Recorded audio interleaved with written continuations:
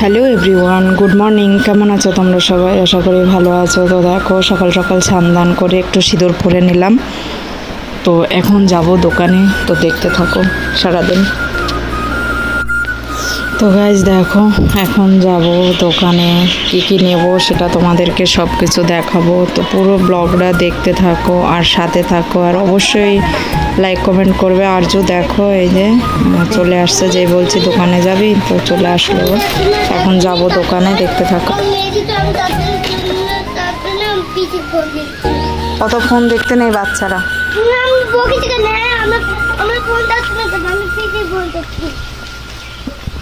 বকবো না, কি করবো? তোমার অত ফোন নেশায় পড়ে থাকলে পরে হবে? আনা যায় তো চলো। আর্যকে বললাম সকাল থেকে, আর্য কিছু খায়নি। ওর খুব সেই শরীর অসুস্থ, জ্বর, খুব পায়খানা হচ্ছে, ওই কারণে কিছু খায়নি। তো এখন যাচ্ছি দোকানে, ওকে বলছি চল দোকানে গিয়ে কিছু খাবে। আর বলছে আমি রোদের দিক তাকাতে পারছি না, এত রোদ এত গরম, সে বলার বাইরে। তো আর্যকে বললাম মানে ব্যাগটা নিয়ে চল। তো বলছে আমি নিতে পারবো না, তুমি নাও। তো আমরা এভাবে করে আস্তে আস্তে করে দোকানে যাচ্ছি। তো সম্পূর্ণ ভিডিওটা তোমরা দেখতে থাকো।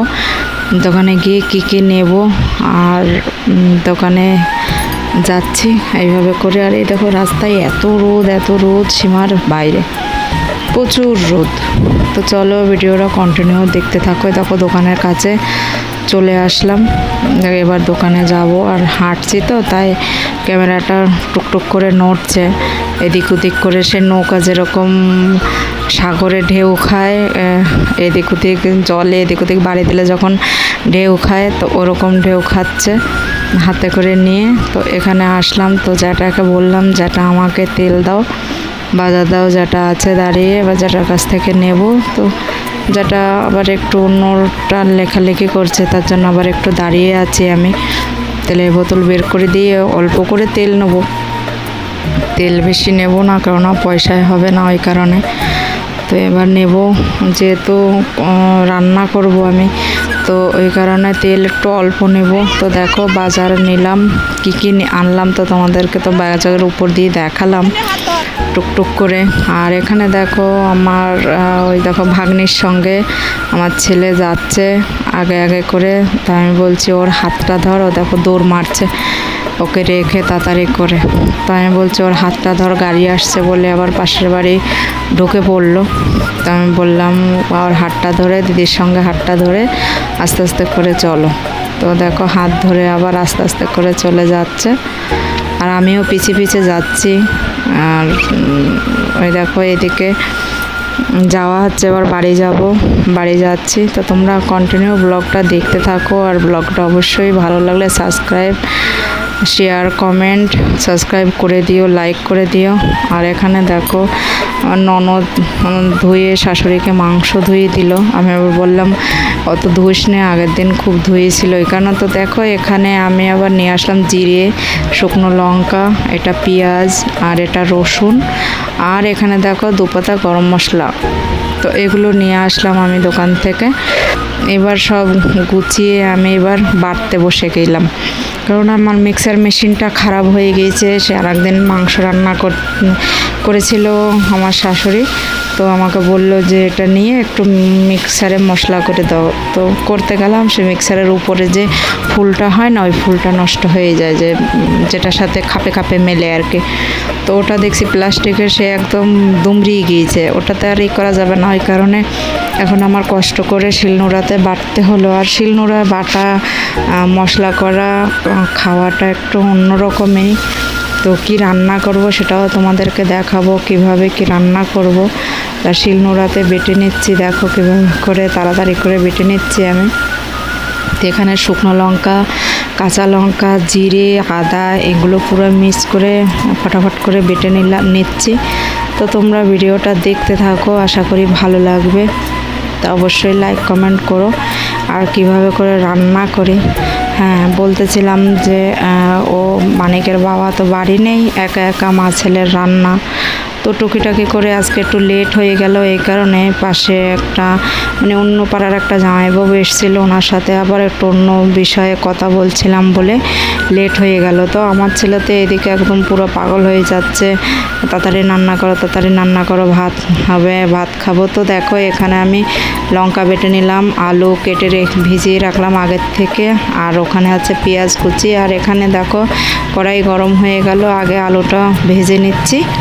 তো কড়াই গরম হয়ে যাওয়ার পরে আলুটা ভেজে দিয়ে দিলাম। এবার দেখো এক এক করে জল থেকে তুলে তুলে দিচ্ছি, তো ওই কারণে বারবার হাতে লাগছে তেলের ছ্যাঁকা। তো দেখো আলুটা ভাজা হয়ে গেল, এই দেখো উল্টিয়ে পাল্টিয়ে ভেজে নিলাম, একটু বড় বড় করে কাটলাম। আর আমার আবার মা মানে আলু না কাটলে বড় বড় ভালো লাগে না, বিশেষ করে মাংসতে আলু বড় বড় কাটতে হবে তবে ভাল লাগে।